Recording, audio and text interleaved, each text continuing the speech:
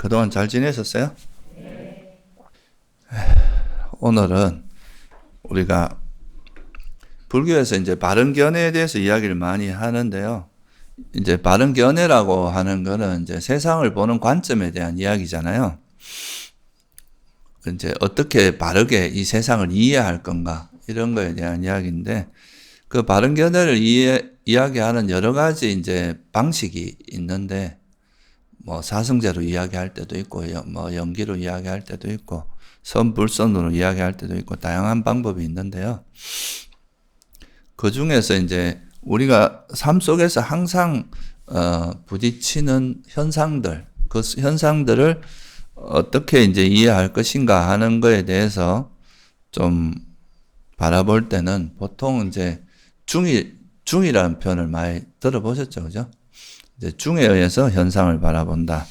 이게 이제 말은 이제 많이 들어봤지만 실제로 이제 어떤 현상을 바라볼 때 중에 의해서 바라본다는 것이 어떤 의미고, 또 그게 이제 실제 우리 삶에서 어떤 식으로 이제 드러나고 또 이해돼야 되는지, 이런 거를 한 번쯤은 살펴보면 좋을 것 같아서 이제 좀 말씀을 드리려고 합니다. 이게 결국은 이제 중이라고 하는 거는 우리나라에서 뭐 우리나라라기보다 이제 세속에서는 중이라고 하는 거를 좀 이쪽 저쪽에 치우치지 않은 이제 좀 중간적인 입장, 그런 걸로 많이 이야기하는데요. 그 기본적인 거는 이제 불교에서도 비슷한데, 이 중이라고 하는 게 결국은 이제 좀 쉬운 말로 하면 균형이라고 볼 수 있고요. 어느 한쪽으로 확 쏠리지 않고 이제 적절한 균형을 가지고 있는 그런 거라고 볼 수 있는데, 이 중이라는 거는 또 다른 말로 하면 연기의 다른 모습이라고 할 수 있어요. 연기를 이제 좀 더 쉽게 풀어 쓰면 이제 중이라고 하는데, 이 중이라는 걸 가장 이제 중요하게 부각시킨 분 중에 하나가 저희 이제 할아버지 스님인 성철 스님이십니다. 그 백일법문이라고 들어보셨죠, 그죠?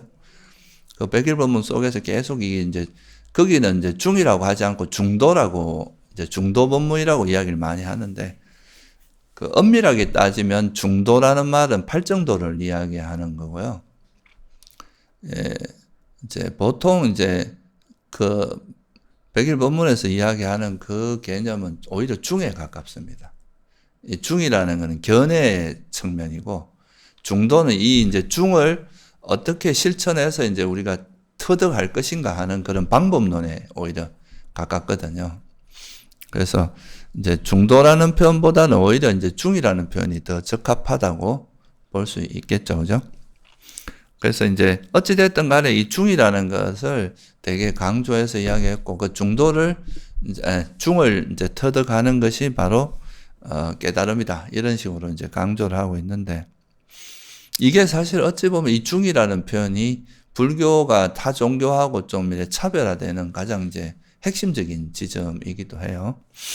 그래서 이거를 이해하려면은 먼저 이제 연기라고 하는 거를 좀 이해해야 되는데, 여러분 뭐 많이 들어보셔서 간단하게 짚고 나서 이제 이게 우리가 이 중이라는 개념을 어떻게 받아들여야 될지를 조금 더 자세히 살펴볼게요.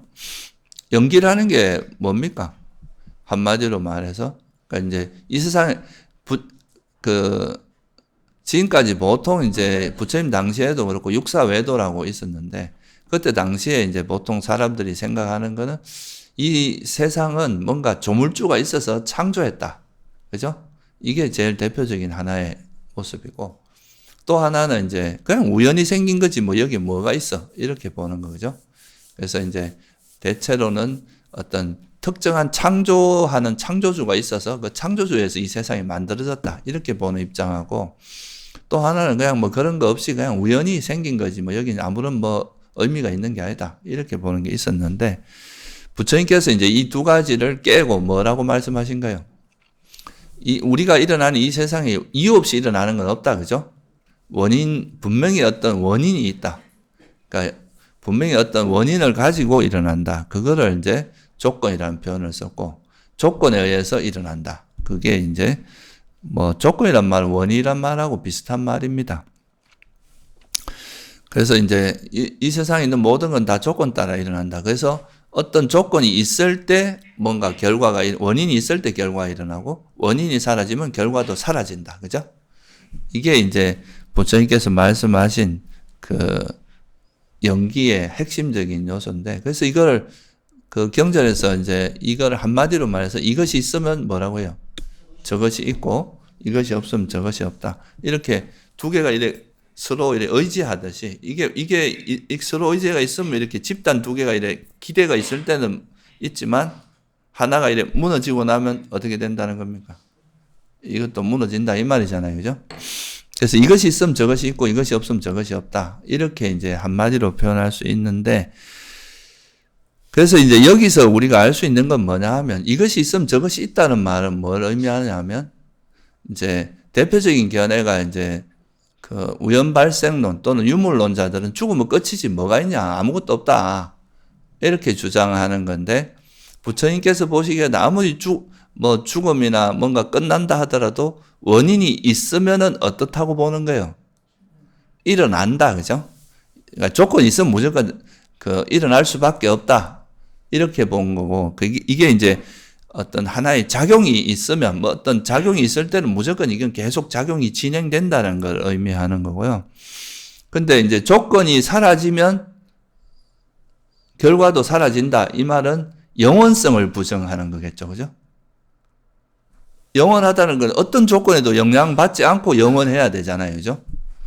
근데 이제 조건이 사라지면 사라진다는 말은 영원성을 부정하는 거가 됩니다. 그래서 이제 그때 당시에 이제 있었던 대표적인 영원히 존재한다는 상견, 상이랑 항상 상자는 영원하다는 뜻이거든요. 그리고 이제 죽으면 끝이라는 담견, 이 두 가지가 이제 조건이 있으면 일어난다는 건 뭘 부정하는 거겠어요? 당견을 부정하는 거고, 조건이 사라지면 사라진다는 건 상견을 부정해요. 그래서 부처님은 특히 이제 우리는 이런 살아있는 생명체에게서 일어나는 괴로움이 제일 주된 관심사니까, 그러면 이 존재가 제일 우리는 관심사일 거 아니에요. 그죠?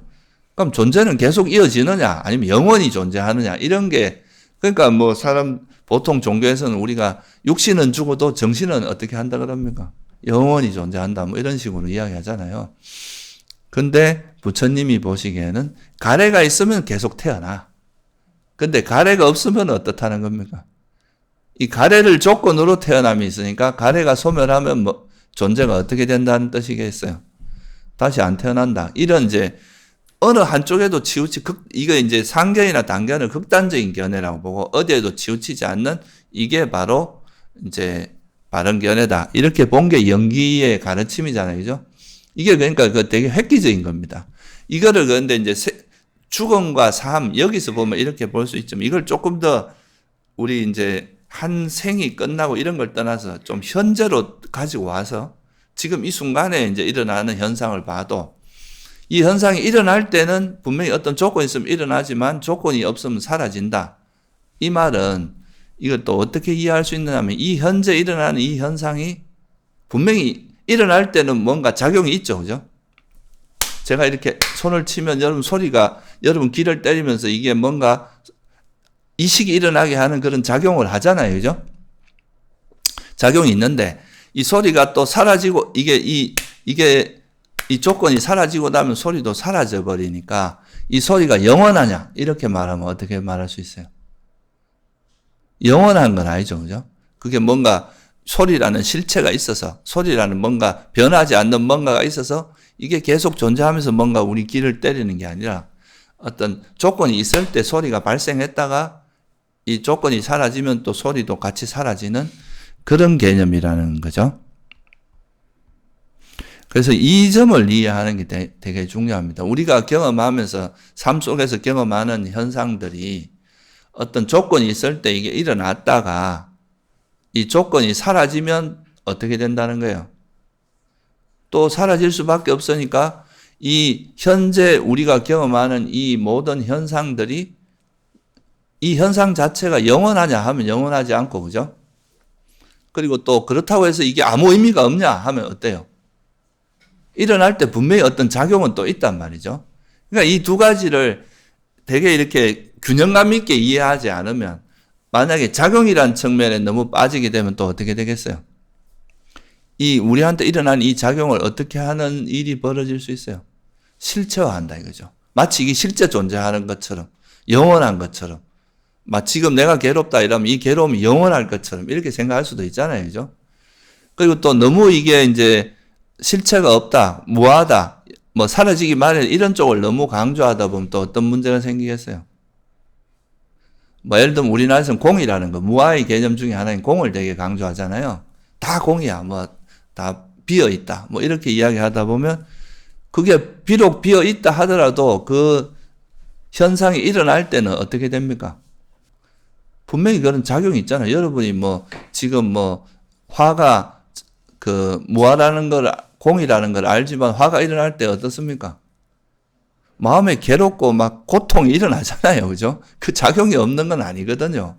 뭐 다 번뇌가 다 실체도 없고 번뇌는 다 공이다 이렇게 하지만 번뇌 일어날 때 괴로운 게 현실인데 뭐 만약에 그게 다 진짜 공이고 작용이 없다면 이 세상에서 괴로움도 없어야 될 거 아니에요. 그죠? 비록 그게 임시고 그게 영원하지는 않다 하더라도 그 작용이 일어날 때는 분명히 그런 괴로움을 느끼게 하는 작용이 있잖아요. 그죠? 그러니까 이 두 가지를 너무 무시하면 현실을 부정하게 됩니다. 이거를 공에 너무 빠지면 허무주의에 빠지고 실제 우리 삶에서 일어나는 그런 구체적인 현상에 대해서 해석이 안 돼요. 왜 일어나는지가 해석이 안 돼요. 뭐 어떤 일이 발생하면 그 일의 원인이 있을 거 아니에요. 그죠?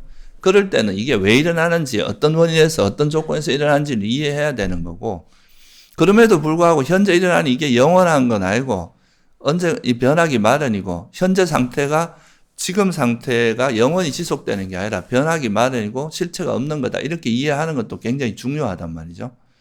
그래서 이 두 가지가 되게 이제 균형감 있게 이해가 돼야 되는데 우리가 보통 세속에서는 현상을 좀 실체화하는 경향이 되게 강하고요. 그러니까 이거를 자꾸 우리가 현재 경험하는 이것이 마치 영원할 것처럼 이것이 마치 실제로 존재하는 것처럼 여기에 너무 의미를 부여를 많이 한다는 거죠. 의미 부여를. 근데 또 이제 너무 공에 치우치다 보면 또 어떻게 됩니까? 다 그냥 뭐 다 의미 없다. 다 뭐 공이다. 잘못하면 허무주의에 빠집니다. 살아가면서 내가 뭐 하는 게 다 공이니까 뭘 해도 의미가 없이 느껴지거든요.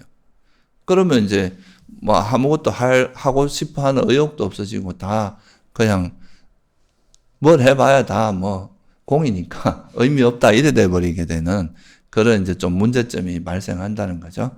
그래서 부처님께서는 그게 이제 멀리 보면은 우리 존재 자체가 어떤 영원한 게 아니라 이제 이 존재도 형성된 거기 때문에 이 가래가 있을 땐 태어나고 가래가 없으면 안 태어나고 뭐 이런 쪽으로 말씀하셨지만 우리가 현재 경험하는 이 현상들 속에서도 그 작용이란 측면을 부정하지도 않았고, 그죠? 그리고 또 뭘 부정하지 않아요? 작용을 부정하지 않지만 또 이 작용이 영원하다고 생각지는 않고, 그죠?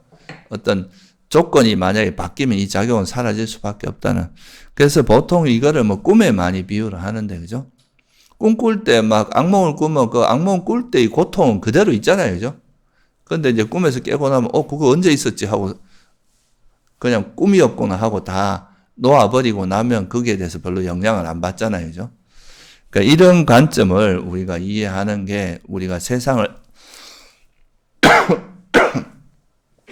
살아가는 데 있어서 굉장히 중요한 어떤 견해다.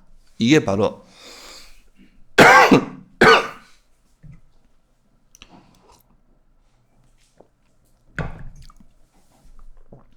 이게 이제 중의 견해라고 하는 거고 이제 세상을 그냥 이 세상은 조건 발생일 뿐이기 때문에 조건이 있을 땐 일어나지만 조건이 없으면 사라진다.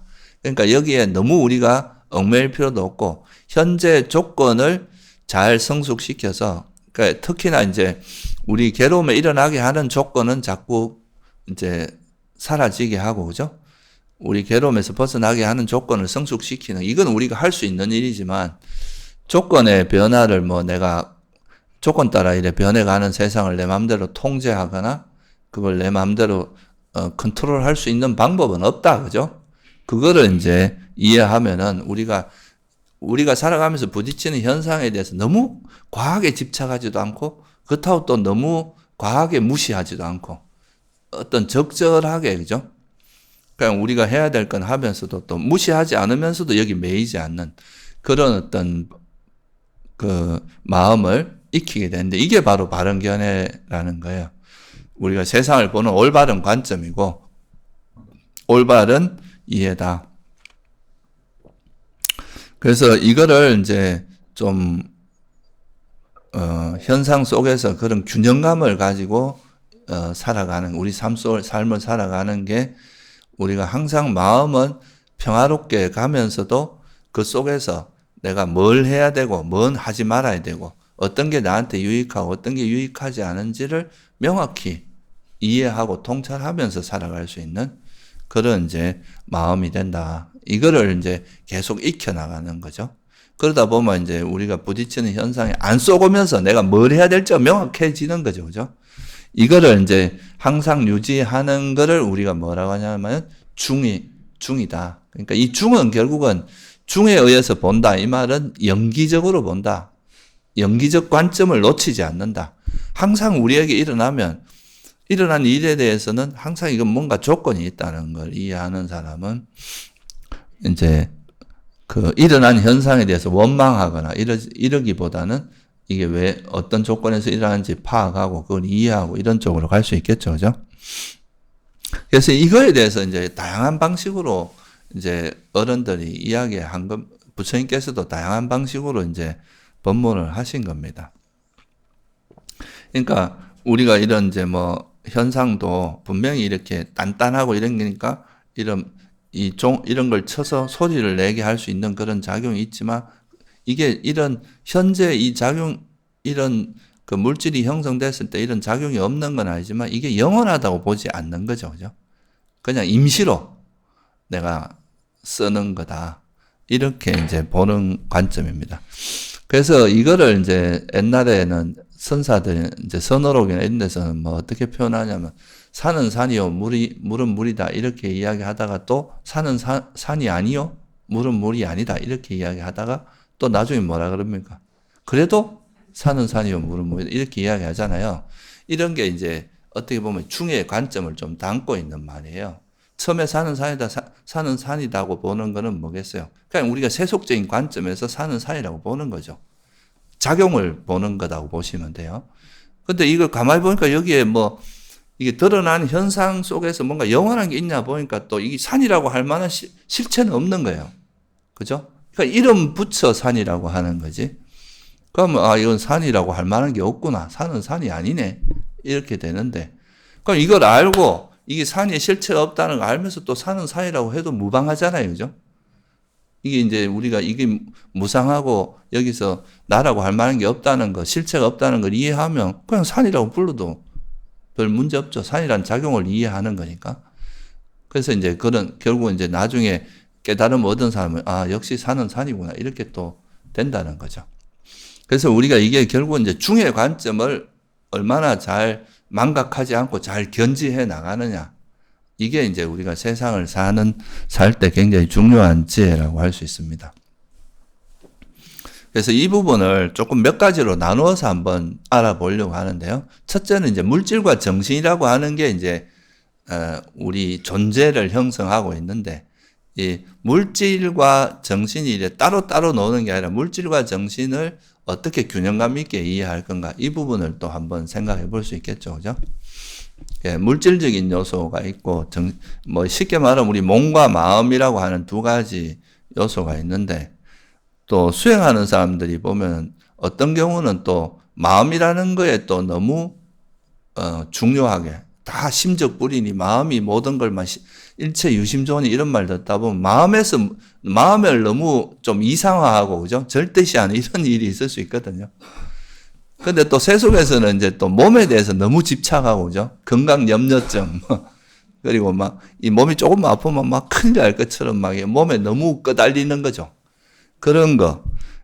근데 이제 이것도 우리가 몸과 마음이라는 것이 이게 각각의 현상도 조건에 의해서 발생한 거지만 이 현상들 사이의 관계성 같은 걸 또 이해하는 것도 되게 중요하겠죠. 그것도 연기적인 관점이고 이게 또 이걸 이해하는 게 또 현재 일어나는 이 현상이 단순히 어떤 하나의 조건에서 일어나는 게 아니라 뭐에 의해서 일어난다고 봅니까?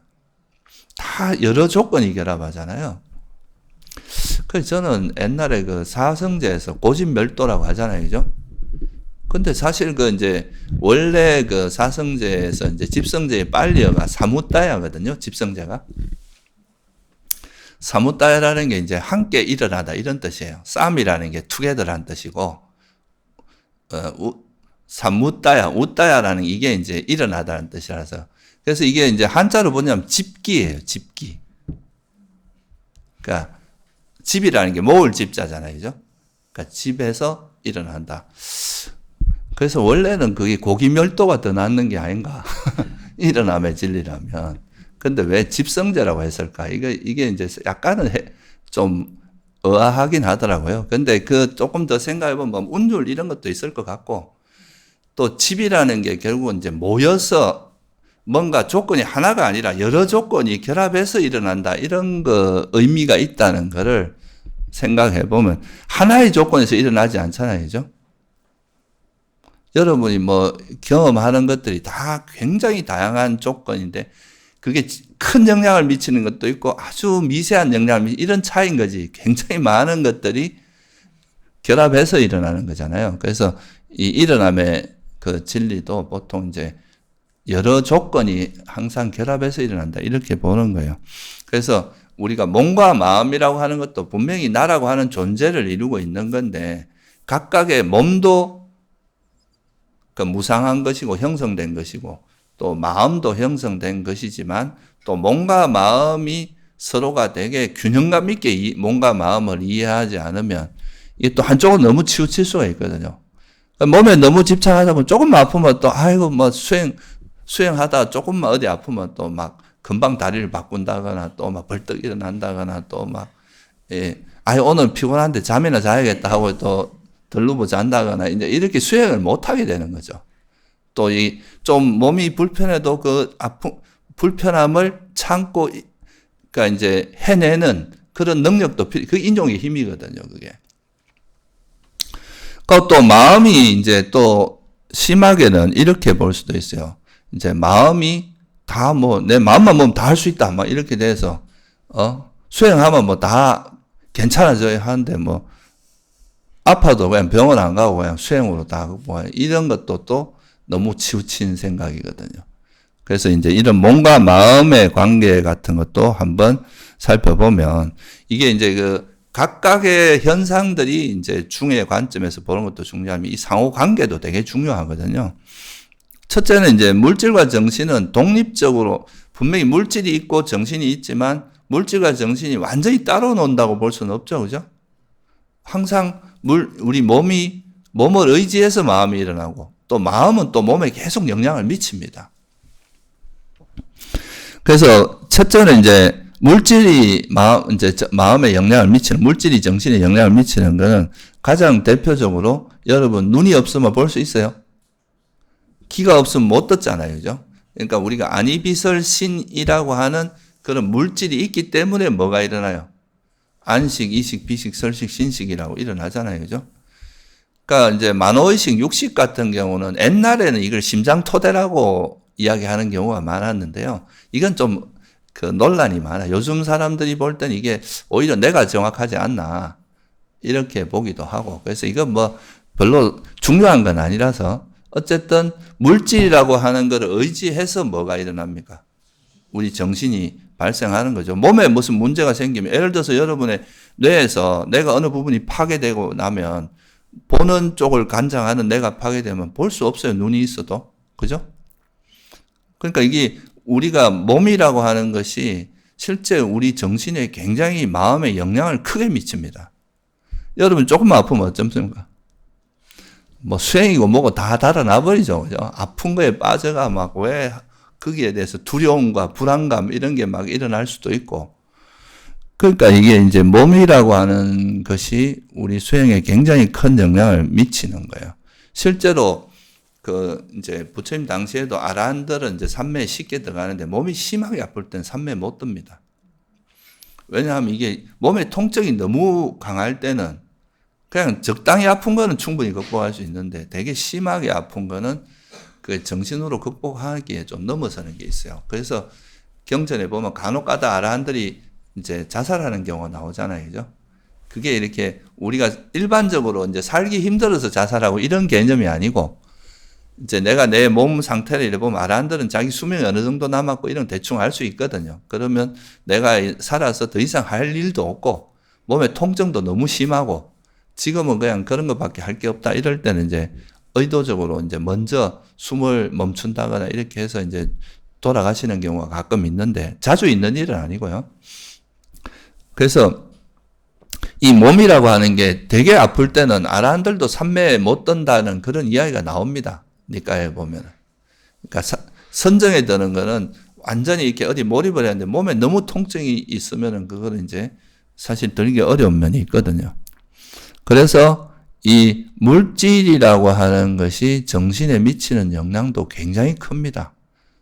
그래서 여러분이 우리가 그 음식을 먹을 때도 뭐 아픈 느낌을 물리치고 수행을 잘하기 위해서다 뭐 이런 말이 나오는 게 있거든요. 그 음식을 먹을 때.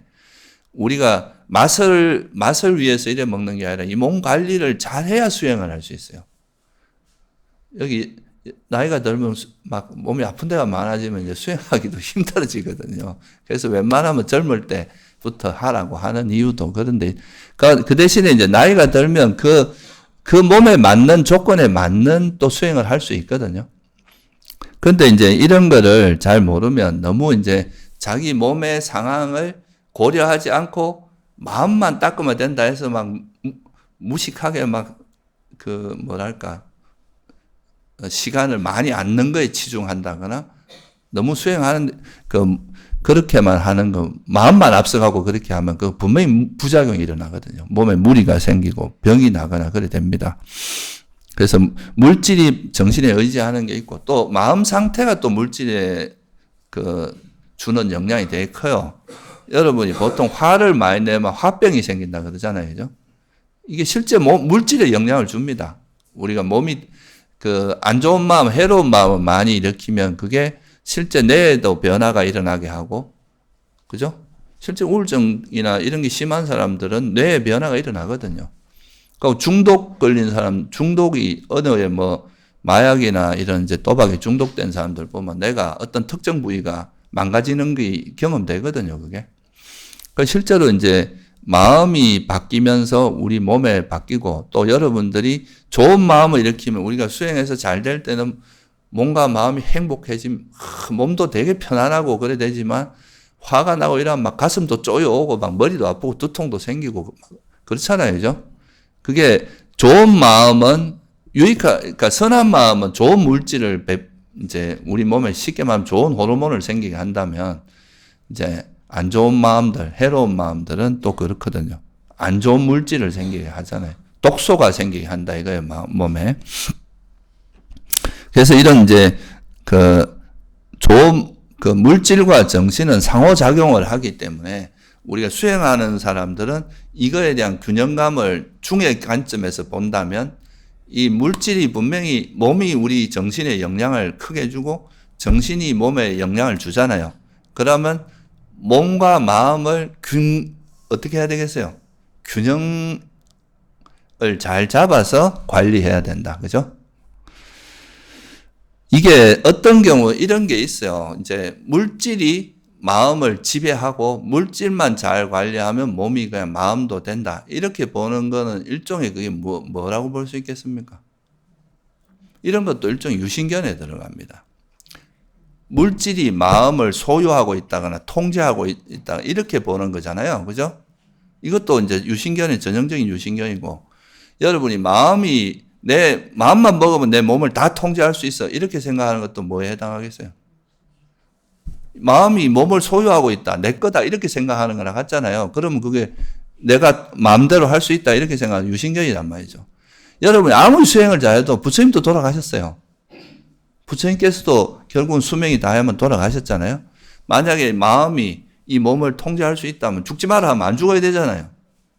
그러니까 내 병도 걸리지 마라 하면 안 걸려야 되고. 근데 이게 우리가 이제 어느 정도 마음 관리를 잘하면서 몸을 이제 좀 내 수명이 있는 한은 좀 건강하게 관리하는 것까지는 가능하지만 아예 이거를 내 마음대로 할 수는 없잖아요. 그죠? 그래서 이것도 사실 이제 몸이 곧 마음을 지배한다고 생각하거나 또는 마음이 몸을 전적으로 통제할 수 있다고 생각. 이런 거는 이것도 극단적인 견해라고 할 수 있습니다. 유신견이 개입되어 있고, 그죠? 그러니까 여러분이 몸이 이제 내가 운동을 해서 극복할 수 있는 정도의 뭐 문제라면은 내가 이제 그렇게 하는 게 바람직하지만 진짜 뭐 큰 병이 걸리고 이런 병원 가야 돼요. 그거를 뭐 수행해서 다 낫는다 이렇게 생각하면 안 된다 이거죠. 그런 거는 뭐 정말 특이한 경우는 수행을 해서 이렇게 바뀌는 경우도 가끔 있긴 있지만 그건 일반적인 게 아니거든요. 무슨 조건이 잘 맞아야 되는 거지. 그리고 또 이제 몸을 통해서 마음이 다 변할 수 있다면 우리가 뭐 어디고 뭐 군대처럼 사람들 모아놓고 그죠? 막 몸으로 강하게 훈련시키면 다 도인을 만들 수 있을 거 아니에요? 도인을 뭐 군대처럼 그게 안 됩니다, 그게. 그러니까 우리가 이제 이 몸과 마음은 정말 우리 몸을 잘 건강하게 유지해야 몸에서 사실 통증이나 아프고 이런 게 자주 있으면 수행하는데 계속 방해 요소가 되거든요. 그러니까 이제 여러분이 건강 유지도 잘해서 이게 뭐 내가 오래 살고 막 너무 그쪽으로만 치우친 게 아니라 이제 수행을 잘하기 위해서도 몸을 어느 정도 건강하게 유지하는 것은 필요하거든요. 또 이제 마음도 우리가 관리를 잘 해야 되겠죠. 그죠? 그래서 이제 이런 것도 우리 몸과 생명체에서는 물질과 정신 또는 이제 오온이라고 하는 이 상태가 이제 서로가 영향을 주고 있기 때문에 이게 물질이 현재 일어나는 마음의 조건이 된다는 이야기잖아요. 그러면 이제 물질을 우리가 잘 케어하지 않으면 이게 결국은 마음에도 되게 악영향을 미친다는 거니까 그래서 이제 마음만 케어하는 게 아니라 우리가 몸도 어느 정도는 케어를 해야 되는데 근데 여기서 이제 주의할 거는 이제 너무 몸에 과하게 집착, 몸이 분명히 정신에 유익한 마음이 이제 몸을 의지해서 마음이 일어나니까 몸도 중요하다고 몸에 대해서 너무 과하게 집착하고 몸에 빠져버리면 또 어떻게 되겠어요? 이것도 또 문제가 되겠죠, 그죠? 그러니까 적절히 해야 된다 이거예요. 또 수행하는 사람은 너무 이제 뭐 크게 심각한 그런 앞으로 큰 문제가 되는 거 아니면 몸을 좀 어느 정도 이제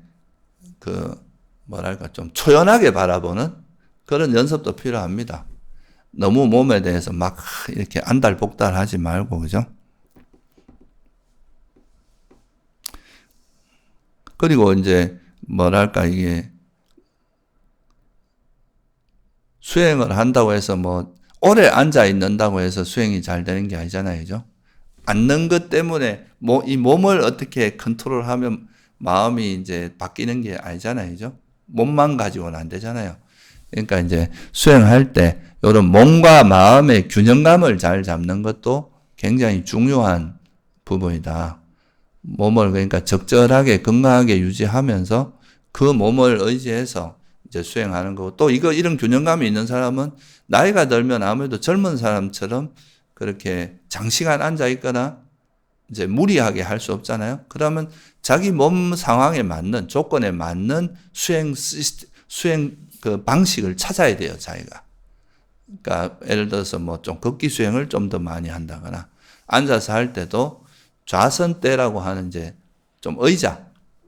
그러니까 좀 이렇게 허리를 굽히지 않으면서 이렇게 좀 기대기만 해도 좀 덜 피곤하잖아요. 그죠? 그러면 이제 앉을 때 앉아서 뭐 물론 이제 이런 자선 자세로도 하지만 가끔은 기대 갖고 할 수 있는 그런 의자 같은 걸 활용해 하는 방법도 있고. 그러니까 여러 가지 방법을 써서 이제 자기 몸을 컨디션을 잘 유지하면서 수행하는 그런 방법을 찾을 수가 있겠죠. 그죠? 그 이제 몸이라는 거 어차피 여러분이 한 80년, 길게는 100년 정도 쓰고 버리고 가야 될 활용하고 우리가 이용하는 거지 이 몸이라는 것을 내 것이라 생각하면 안 되겠죠. 그죠?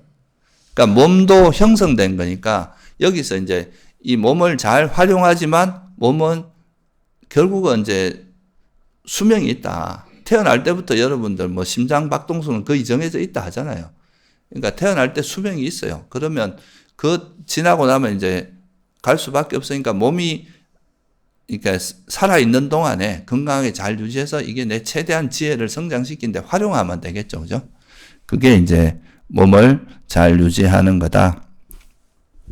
그리고 마음, 이렇게 이제 몸을 집착하지 않으면서 수행에 잘 활용하는 이게 중의 입장이라고 할 수 있겠죠. 그죠? 몸을 너무 과하게 여러분 건강염려증처럼 막 너무 몸에 대해서 집착하다 보면 이 몸을 여러분이 아무리 애지중지해도 때가 되면 여러분 싹 배신해버립니다. 어느 순간에 갑자기 몸이 아프거나 뭐 어디가 문제가 되거나 사고 나서 갑자기 죽을 수도 있고.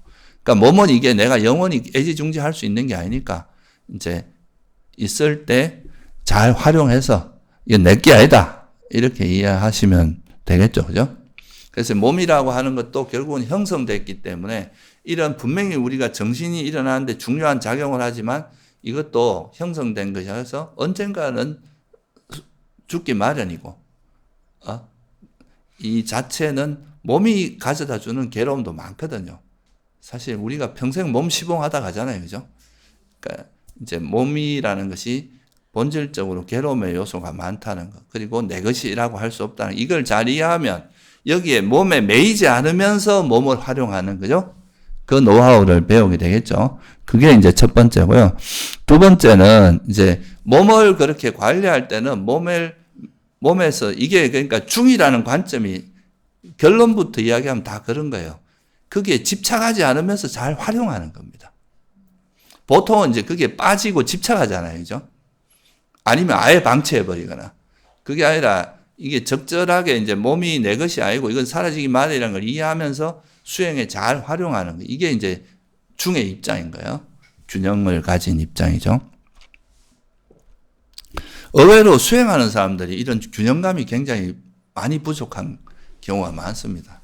그냥 막 무대포로, 그죠? 막 밀어붙이다가 어디 허리 다치거나 뭐 몸을 상하는 경우도 많고, 대체로 그렇습니다. 오히려 수행을 잘하면 잘할수록 어떻게 보면 수행을 안 할 때보다는 몸이 건강해지거나 좋아지는 게 정상적인 거거든요. 그죠? 그리고 이제 몸도 관리를 잘하지만 마음이라고 하는 것도 결국 이제 이게 몸을 의지해서 마음이 일어나고 마음을 의지해서 몸이 일어나지만 또 마음이 일어날 때 이 마음도 분명히 일어날 때 뭐가 있어요? 작용이 있죠. 그죠? 그 작용이 있는데 이게 또 일어나자마자 금방 사라지니까 이 마음에도 이게 영원하진 않잖아요. 그죠?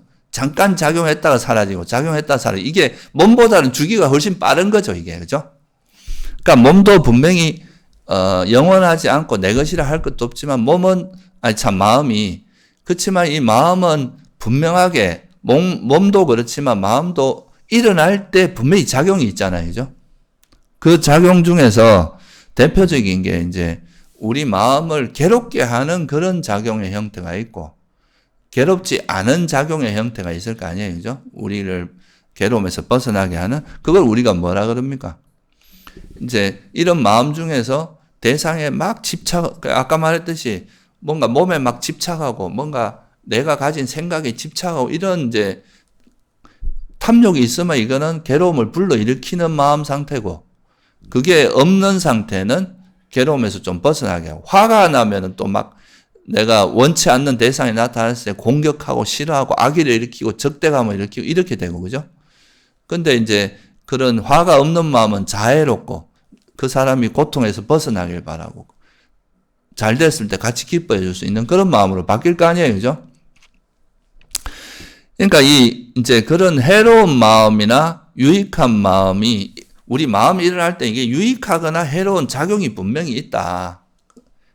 이 작용이 있는데 보통은 이제 처음에는 보통 보면 이제 우리가 수행을 해보면 이렇게 이제 내 몸과 마음을 이렇게 관찰하는 결국은 이제 우리 몸과 마음을 관찰하는 게 수행인데 이해하는 거잖아요. 이게 결국 나란 존재를 이해해야 되는데, 그 몸과 마음, 나란 존재가 결국 몸과 마음, 물질과 정신이고, 이게 뭐 더 자세하게 오온인데, 이거를 이제 정말 제대로 꿰뚫어 이해하는 게 이제 수행인데, 그걸 관찰하다 보면 처음에 이제 번뇌가 많이 일어나는데, 이 번뇌가 처음에는 보일 거 아니에요. 그죠? 근데 이제 이게 참 쉬운 이야기, 맨날 듣는 이야기지만 실제로 이제 번뇌가 일어났을 때 그거를 참 인정하기가 되게 어렵잖아요. 그죠? 여러분이. 그 왜 인정이 안 되겠어요? 내 모습은 여러분이 내 마음 상태가 아름답길 바라요? 아름답지 않길 바랍니까? 그러니까 항상 뭔가 고귀하고 아름답고 이렇길 바라는데 막상 관찰해보면 고귀한 건 고사하고 막 너무 유치하고 찌질하고 막 이런 이제 정말 그런 마음만 자꾸 관찰이 되니까 이러면 뭐가 되냐면 이제 그걸로 인해서 자꾸 실망감이 생기는 거죠. 그죠? 이건 이제 번뇌가 번뇌를 부르는 거예요. 번뇌가 조건이 돼서 그 번뇌가 또 새로운 번뇌를 계속 일어나게 만드는 거죠. 이거는 이 번뇌를 바라보는 관점에서 그러니까 균형감이 생긴 겁니까? 깨진 겁니까? 이거를 뭐라고 본 거예요? 실체화하거나 나라고 생각하는 거죠. 그죠? 이걸 내 모습, 내 마음 상태, 나는 이래, 이렇게 되는 거잖아요. 그러니까 이제 이 꼴이 보기 싫은 거죠. 내 마음에 이런 막 남이 잘 된 거 질투하고 막 인색하고 나하고 같이 있는 사람이 뭔가 수행 잘하는 것 같으면 겉으로는 막 그래 잘한다 하면서도 이제 속으로는 막 질투하고 잘난 체 하네 그러고 막 이제 속에서 뭐라 그러고 이런 마음들을 보면은 그게 이제 그 해로운 마음을 보는 것 자체가 우리에게 또 막 괴로움을 주는 거예요. 그거에 대해서. 그러니까 이거를 이렇게 되는 가장 큰 이유는 이 마음을 뭐라고 생각하는 것 때문이겠어요? 나라고 생각하기 때문에 제일 큽니다. 그 유신견이거든요, 그게. 마음을 나라고 생각하니까 내 모습을 좋은 걸 보이고 싶지 나쁜 거 보이기 싫고 나한테 있는 이 마음을 감추고 싶으니까 솔직하게 인정이 안 되는 거예요. 자꾸 뭔가 아니라고 포장하고 싶고 합리화하고 싶고 사실은 뭐 내가 이제 이게 분명히 자만이면서도 자만이 아니라 뭐 남을 위하는 척 한다거나 이렇게 이제 마음이 일어나는 거죠. 그래서 이런 이제 그 해로운 마음은 또 해로운 마음을 계속 불러일으키는 이런 작용을 하게 됩니다. 왜? 이게 이렇게 되는 이유가 뭐예요? 어리석기 때문인 거예요. 그죠?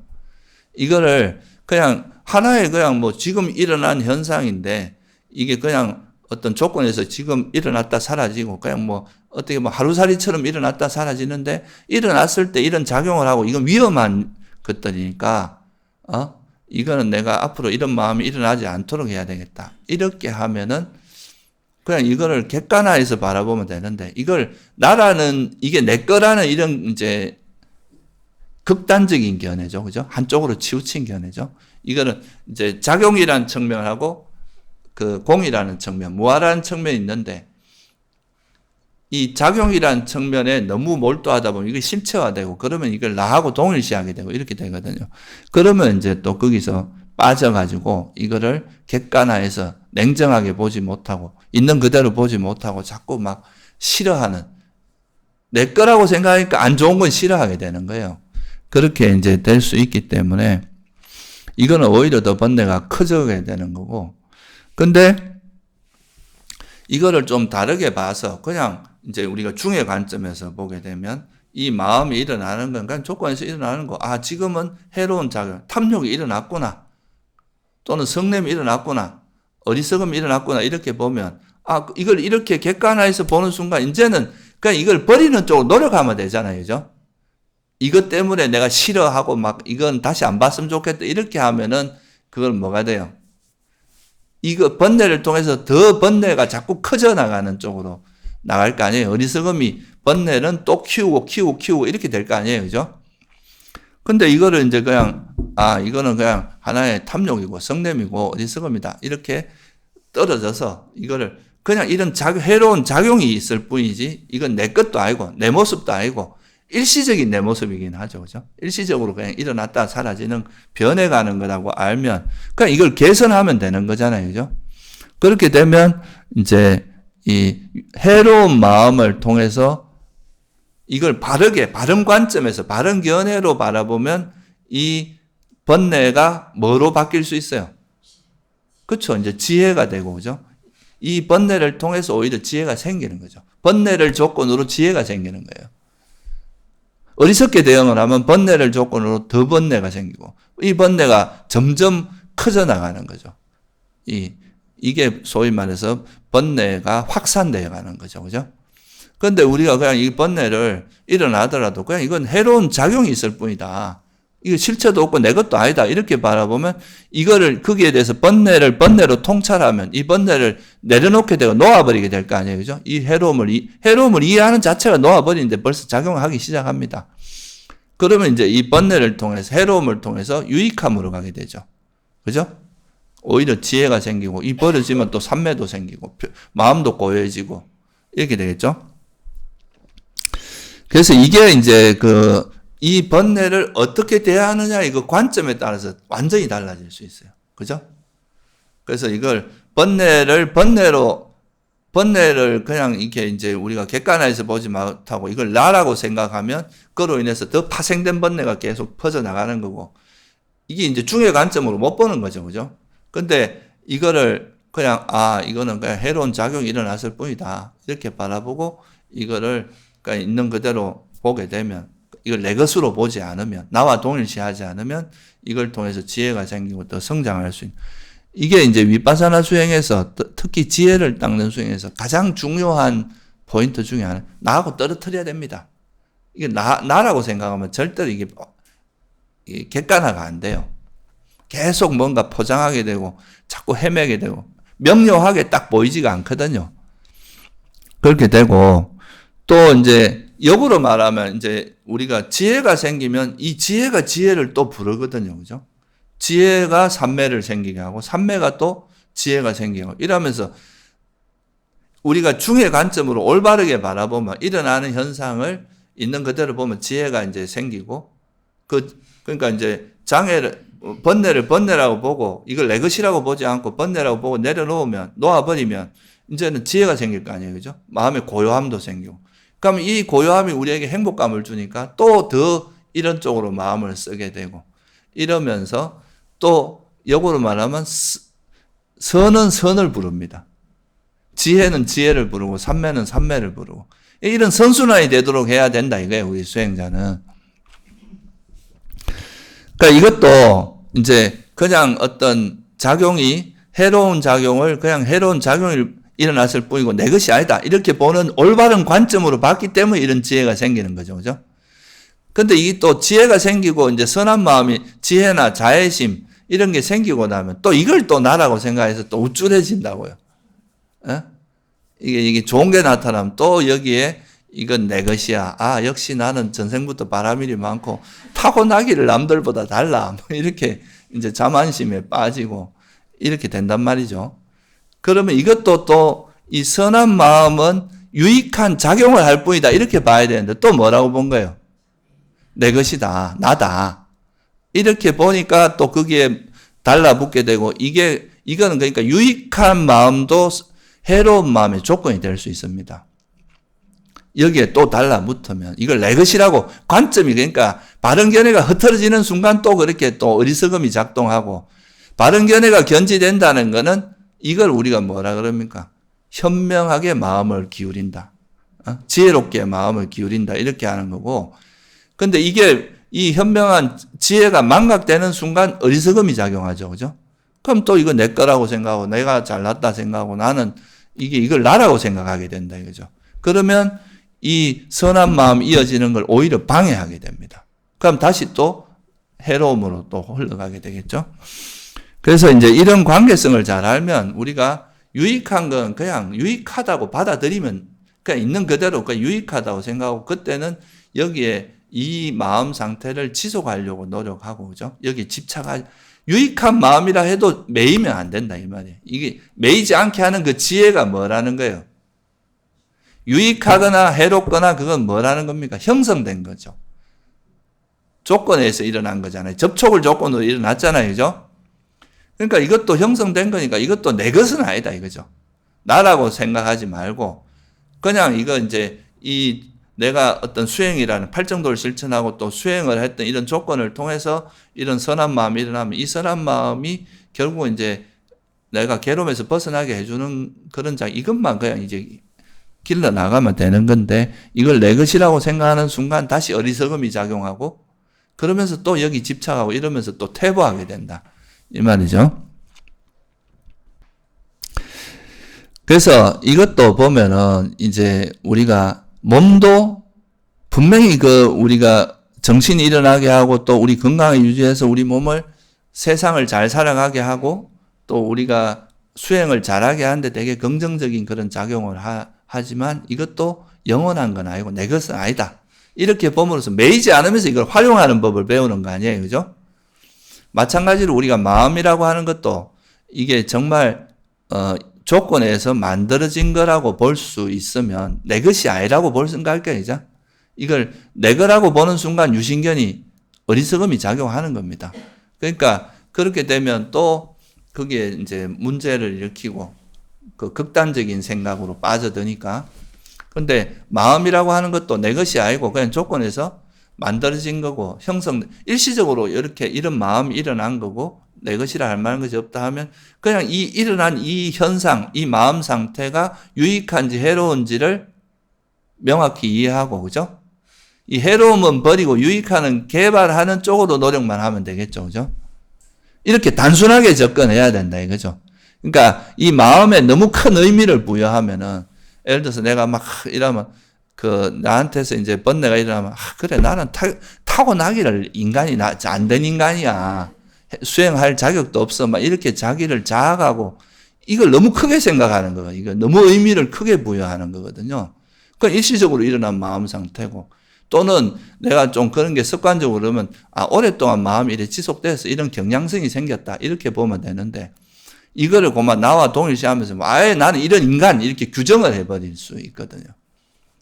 그 반대로 또 내가 조금 잘하면은 그래 나는 뭐 바람일이 달라 뭐 남들보다 다르고 난 전생에도 수행을 많이 하고 타고 이런 이제 마음으로 가게 되면 또 현재 내가 수행하면서 얻은 경험을 너무 과하게 그죠? 의미를 부여하는 거죠. 이러면 이게 사실 또 여기에 이걸 나라고 생각하고 달라붙습니다.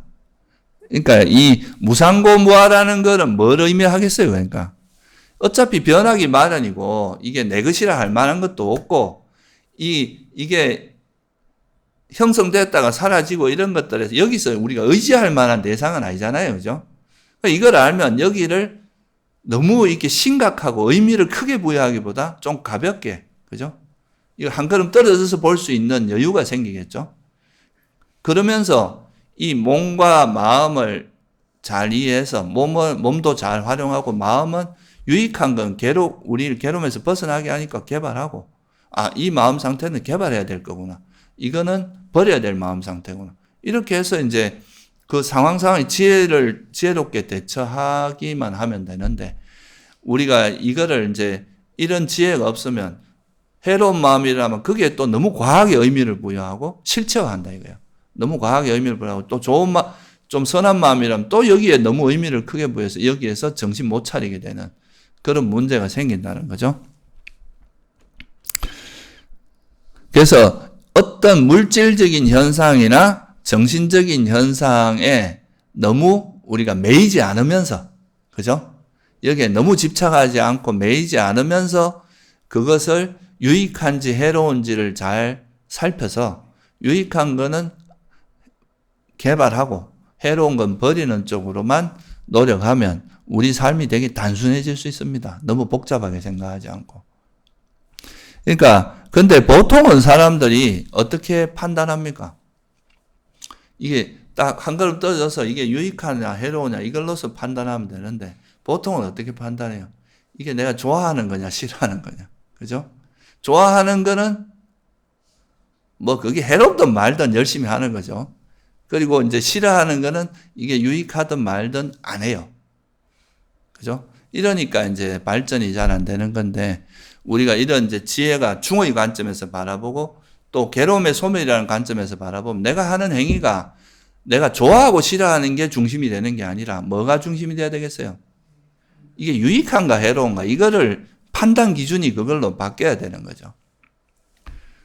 그래서 내가 이제 몸을 건강하기 위해서 뭐 경행도 하고 또 이제 수행도 좀 열심히, 몸이 좀 피곤하고 하더라도 내 몸에 무리가 없다면 좀 하기 싫어. 보통은 자고 싶어. 누워있고 싶어 해도 그걸 마음을 이렇게 바꿔서 움직이는 거. 이게 이제 뭐예요? 하기 싫어도 하는 거잖아요. 내가 잠자고 이런 건 즐겁고 좋은 거지만, 그런 건 선호하는 거지만, 맨날 TV나 보고 맨날 놀고, 맛있는 거 먹고 이러면 수행에 도움이 안 된다 생각하면, 그게 좋아하는 거라 하더라도 이게 해로우면 어때야 돼요? 안 하는 쪽으로 가야 되겠죠. 그래서 이게 이제 어떻게 보면 수행자들이 이게 이제 갖춰야 될 굉장히 중요한 전환점인데, 바른 견해가 딱 잡히게 되면 이런 현상을 볼 때도 이래 중의 관점에서 그러니까 보게 되고, 또 그거를 이제 실제로 뭔가 판단할 때도 이게 유익한지 해로운지, 그게 중심이 돼서 판단할 수 있겠죠. 그죠? 선생님들이 왜 미얀마나 저런 데 가면 막 덥고 막 음식도 안 맞고 이런 데도 그거 가서 공부하러 가겠어요? 수행하러 가겠어요? 그게 몸은 피곤하고 이럴지 몰라도 우리 수행에 굉장히 유익하고 좋다고 생각하니까 그런 거 하는 거 아니겠어요? 그죠? 뭐, 때로는 두타행도 하고, 어려움도 겪고, 오불식도 하고, 뭐, 먹는 거 즐기는 것이 수행에 도움되고 유익하다면 다 그래 하라 그러겠죠. 근데 그런 걸 적절히 절제하는 힘을 기르기 위해서 그렇게 안 함으로써 우리 수행에 도움이 되고 유익하니까 하는 거잖아요. 그죠? 그래서 이렇게 바라보면서 우리가 살아가면서 경험하는 현상들이 이게 정말 이거는 그냥 어차피 다 흘러가고 내 것이라 할 만한 것도 없으니까 여기 너무 과하게 집착하지 말고, 이게 정말 내가 괴로움에서 벗어나는데 유익한지 해로운지 이걸 판단해서 유익한 거는 가급적 하려고 애쓰고, 그죠? 유익하지 않은 거는 버리려고 하는, 이게 이제 우리가 앞으로 노력하는 방향성이다. 그렇게 이해하면 되겠죠. 그죠? 그래서 이런 부분을 이제 좀 강조해서 이야기한 게 뭐냐 하면, 이런 걸 이제 되게 문학적으로 잘 표현한 게 반야신경에 나오는 뭐예요? 색불이공, 공불이색. 색적 시공, 공, 이거 되게 많이 들어봤죠. 그죠? 색적 시공이란 말은 워낙 유명한 말이니까. 그러니까 이게 뭐냐 하면, 색이 어떤 물질이 있으면 이 물질이라고 하는 건 조건에서 만들어진 거니까 색인데, 그죠? 색이라는 작용이 있지만 이게 공이라는 게 이 색을 떠난 공을 이야기하는 게 아니잖아요. 무슨 말 이해되시죠? 이 물질이 무아라는 거지, 물질 빼고 그냥 무아라는 게 따로 있는 게 아니잖아요. 오온이 무아라는 거지, 그죠? 오온이 공이라는 거지. 그러니까 색이라는 게 작용은 있지만 이게 뭐라는 거예요? 본질적으로는 공이라는 뜻이잖아요. 색이 곧 공이다 이 말이잖아요. 색적 시공. 색하고 공이 다른 걸 이야기하는 게 아니잖아요. 동일한 현상을 어떤 작용의 측면에서 보면 이게 물질이라는 작용이 있고, 이게 또 영원하냐, 여기 실체가 있냐, 이런 갑정에서 보면 뭐예요? 무상고 무하고 이렇잖아요. 그러니까 다른 걸 이야기하는 게 아니잖아요. 그래서 색불이공, 공불이색이라고 하고, 색적 시공, 공적 시색 똑같은 거예요. 느낌도 수불이공, 공불이수, 그죠? 이렇게 수적 시공, 공적 시수 이렇게 할 수 있고, 식도 마찬가지고 온 하나하나가 다 그렇게 적용된다는 뜻이거든. 그러니까 우리가 현상을 볼 때 이 현상이 분명히 무하고 공이지만 작용이 있다. 작용은 있지만 공이다. 그러니까 작용이라는 측면을 너무 무시하면은 허무주의나 이런 데 빠져버리고, 공이라는 측면을 너무 무시하고 이 작용에 너무 포커스를 맞추면 실체화하고, 그죠? 이 현상에 너무 빠져버릴 수 있으니까, 공이라는 측면, 무아라는 측면, 이 현상에서 내 것이 아니고 사라지기 마련한 한껏 떠서 평온하게 볼 수 있는, 그죠? 그런 마음 상태를 만들어서, 그러니까 이게 유익한지 해로운지, 이거를 잘 판단해서 행동하는 거, 이게 이제 수행자의, 그러니까 이거를 한마디로 말하면 우리가 견문각지라고 들어보셨죠, 그죠? 우리가 보고 듣고, 이제 느끼고, 보고 듣는 게 제일 주된 건데, 그러고 뭐, 냄새 맡고, 맛보고, 또, 이 몸으로 감촉, 그거를 이제 각이라고 하거든요. 그러고 의식으로 아는 거, 이걸 지라고 하는데, 그러니까 견문각지, 육처를 통해서 세상을 알면서 살아가는데, 거기 매이지 않으면서 그거 잘 활용해라, 이 말이에요. 한마디로 말하면. 매이게 하는 건 이걸 내 것이라 생각하고, 영원하다고 생각하고, 여기 행복이 있다고 생각하니까 매인다, 이거거든. 그걸 안 매이면서, 그렇게 보기 위해서는 중의 지혜가 필요하다, 이거죠, 그죠? 그래서 마지막 니까에 보면 이제 6가지 청정경이라는 게 있는데, 거기 보면 도반들이요, 나는 볼 때, 들을 때, 감지할 때, 알 때, 이 경전에 보면 이걸 생각할 때라고 번역이 되어 있던데, 이건 좀 번역이 오류인 것 같아요. 이게 이제, 이거는 우리가 보통 견문각지라고 하면 각이라고 하는 거는 아니, 비설, 신식, 요 세 개를 합쳐서 각이라고 하거든요. 그러니까 홀리지 않고, 저항하지 않고, 집착하지 않고, 매이지 않고, 벗어나고, 자유롭고, 한계가 없는 마음으로 머물러라. 그러니까, 매이지 않고, 홀리지 않고 머물러라, 이거죠. 그런 걸 볼 때, 보되, 홀리지 마라. 매이지 말라. 그러고 정확히 통찰하라, 이 말이에요.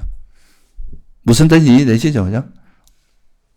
그래서, 이렇게 보는 거를, 그래서, 그게 이제 말룬가 뿌따경이나 이런 데 보면 그걸 또 이렇게도 표현하잖아요. 볼 때는 뭐만 있다? 본만 있고, 들을 땐 들음만 있고, 그죠? 볼 때는, 감지할 땐 감지하기만 하고, 생각하거나 의식을 알 때는 암만 있다. 이렇게 이야기하잖아요. 거기에 집착이나 이런 게 없다는 거예요. 홀리지 않고 매이지 않는다. 그렇게 되도록 노력하려면 이거를 가능하게 하는 지혜가 바로 이 중의 지혜라는 거죠. 이걸 이제 정말 이게 내 거가 아니라는 거, 무상고무라는 거 알면 이게 그 현상과 우리를, 나라는 존재를 떨어뜨리게, 내 거라고 보지 않고 유신견을 떼버리게 만드는 그런 게 되는 거죠. 그러면서 이제 이걸 객관화해서 보면서 유익한지 해로운지 이것만 살펴라. 그래서 오늘 이야기한 거를 한마디로 말하면 현상에 매이지 않고, 홀리지 않고, 집착하지 않고, 좋아하는 거에 집착하지 않고, 싫어하는 거는 원치 않는 대상이 싫어하지 않으면서, 그죠? 매이지 않으면서 그냥 유익한 거는 개발하고 해로운 건 버려라. 이걸로 이제 요약할 수 있겠죠. 그죠? 그렇게 바라보는 걸 우리가 중이라고 하고 바른견해라고 한다. 그런 관점을 계속 여러분이 이제 삶 속에서 계속 어떤 걸 볼 때마다 중의 관점으로 계속 보는 연습을 하면 그게 점점 이제 자연스럽게 중으로 보는 게 체득되고 익어질 수 있겠죠. 그죠? 예, 그렇게 하도록 해보시기 바랍니다. 예, 마치겠습니다.